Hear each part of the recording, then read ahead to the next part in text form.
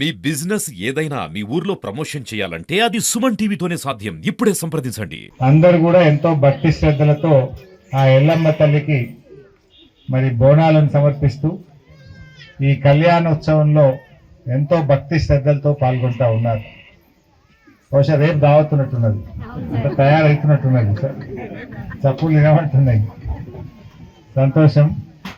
ఏది ఏమైనా కూడా ఆ ఎల్లమ్మ తల్లి దయతోని ఈ సంవత్సరం కూడా మంచి కాలం కావాలి, మంచి పంటలు పండాలి, మీరందరూ ఆయుర ఆరోగ్యాలతో ఉండాలి, మళ్ళా మన తెలంగాణకు పూర్వ వైభవం రావాలి. ఏమైంది, మనం ఏదో అవుతుంది అనుకొని నమ్మితే అంత ఆగమైపోయింది. రైతు బంధు పైసలు పట్టలు, దవాఖాన పోతే కేసీఆర్ కిట్ బంద్ అయిపోయింది, బతుకమ్మ చీరలు వస్తనే లేవు, తులం బంగారం పట్టనే లేదు, పిల్లలు చదువుకుంటందుకు పోతే కాలేజీలల్లో ఫీజు రియంబర్స్మెంట్ 2 ఏళ్ళకి బంద్ అయిపోయింది. అంతా సగం సగం, అంతా ఆగమాగం ఉన్నది. సగం సగం అయింది, అంతా ఆగమాగం అయిపోయింది సంసారం. అన్ని విషయాలు కూడా ప్రజలకు మనసున పట్టినాయి, అర్థమైంది. కానీ ఏం చేస్తాం, చేయి దాటిపోయి 5 ఏళ్ళ దాకా బరువు మోయాలి. ఏం చేస్తాం, ఎప్పుడు నింటుందా అని చూడాలి. గంటకు మించి చేయగలిగింది ఏం లేదు. బట్ ఏది ఏమైనా మీరు కూడా చూస్తున్నారు. ఇవాళ అసెంబ్లీలో కూడా రోజు నేను పోరాటం చేస్తున్నా. వాస్తవానికి తప్పట వనరులు పడ్డాయి నిన్న మొన్న. ఈ టైంలో దున్ని జనమో జీలుగో వేసుకుంటాం. నా జనం విత్తనం లేదు, నా జీలుగు విత్తనం లేదు. వ్యవసాయ శాఖ అధికారుల దగ్గరికి పోతే ఇంకేం రాలే పో అంటుంది. గతంలో మన గవర్నమెంట్ ఉన్నప్పుడు అయితే ముందుగానే జనుము జీలుగు తెచ్చి రెడీ పెడతాం. మనమే ఉల్టా రైతులకు చెప్పుదాం, యాద్ చేస్తాం, వచ్చినాయి బై వేసుకోరు తీసుకోరు అంటాం. ఇప్పుడు ఏమాయబై అంటే కూడా కోనే అంటూ లేదు. పురాగా పట్లేని వ్యవహారం అయిపోయింది. సో బట్ ఏది ఏమైనా కూడా ఇంకా కూడా నేను మీకోసం గట్టిగా ప్రయత్నం చేస్తా. ఏది కూడా ఇన్స్పెక్టర్ మీరు చూస్తున్నారు, అసెంబ్లీలో ఎంత గట్టిగా మాట్లాడుతున్నాడో మీరు చూస్తున్నారు. రోజు ఈ ప్రభుత్వాన్ని నిలదీస్తున్న విషయాన్ని కూడా మీరు చూస్తూ ఉన్నారు. రుణమాఫీ సగం మందికి కూడా కాలే. వానకాలం రైతు బంధు రామ్ రామ్, యాసంగి రైతు బంధు ఓ పావుల మందం పడ్డది, బారణ మందం ఎగ్గొట్టేది. ఏది కూడా చక్కగా లేని సంసారం అయిపోయింది. కేసీఆర్ ఉంటే మనకు ధీమా ఉండే, మనకు ధైర్యం ఉండే, ఖచ్చితంగా మాట అంటే మాట మీద నడుతుందని ఉండే. 200 ఉన్న పింఛన్ 2000 అంటే బరాబర్ 2000 చేసి ఇచ్చేడు కేసీఆర్.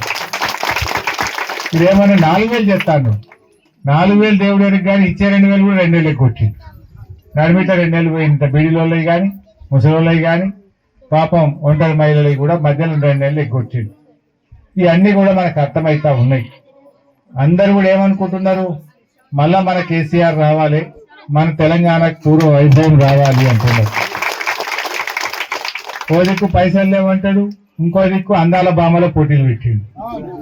ప్రపంచం అంతా అందాల బామల్ని పట్టుకొచ్చి వాళ్ళకి ఏం చూపిస్తుండు, కేసీఆర్ కట్టిన సెక్రటరియట్ ముంగట నిలబెట్టి ఫోటో తీసిండు.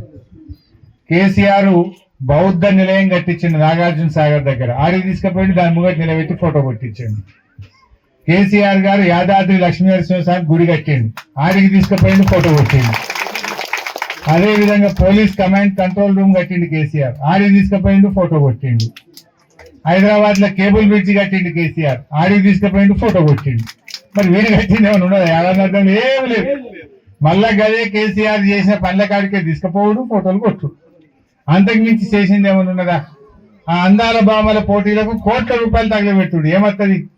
వాళ్ళని తీసుకొచ్చి మన తెలంగాణ ఆడబిడ్డలతో వాళ్ళ కాళ్ళు గడిపిస్తుండు. ఇదేం అన్యాయం, మన ఇజ్జత్ చేయబట్టే. తెలంగాణ ఆడబిడ్డలతోని గా విదేశీ మహిళల కాళ్ళు గడిపించి తుడిపిస్తావు. ఇదా నీ సంస్కృతి, ఇదా నీ గొప్పదనం.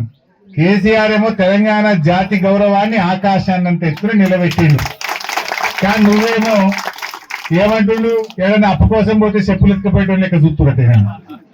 నీ పంతనం అట్లున్నది, నీ పంతనం అట్లున్నది, నీ రీతి వాటం అట్లున్నది కనుక నేను చెప్పులు ఎత్తుకుపోయే లెక్క చూస్తున్నారు. ఆయనే చెప్పుకుంటుండు ఇంకా సిగ్గు లేకుండా, నేను ఢిల్లీకి పోతే నేను చెప్పులు ఎత్తుకుపోయే లెక్క చూస్తున్నారు అంటుండు.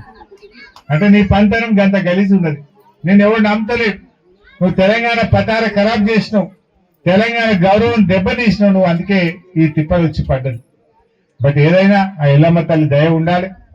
ఆ అమ్మవారి దయతో